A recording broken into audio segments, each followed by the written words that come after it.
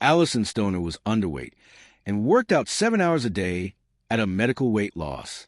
Alyson Stoner says preparing for a Hunger Games audition amid their eating disorder struggle triggered them to go into starvation move until they completed the biggest binge of my life.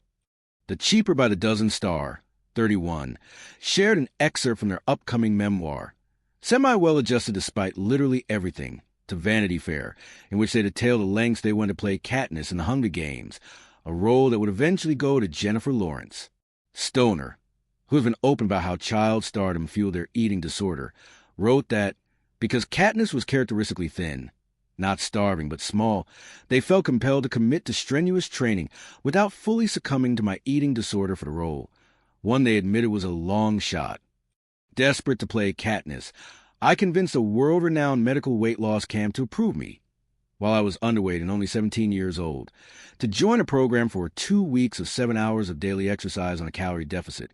Stoner wrote, explaining that they rationalized it as being there to build muscle, not slim down.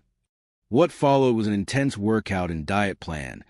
Doctors and trainers should have never permitted an underweight minor to do 7 hours of 14-mile hikes, heavy lifting, and high-intensity cardio. But all I had to say was that I was training for an acting role, Stoner wrote. After 2 weeks, my arms and abs could cut glass, and Stoner was hooked on the extreme regimen, even as it was destroying their health. My immune system weakened, and my adrenals were depleted from overtraining.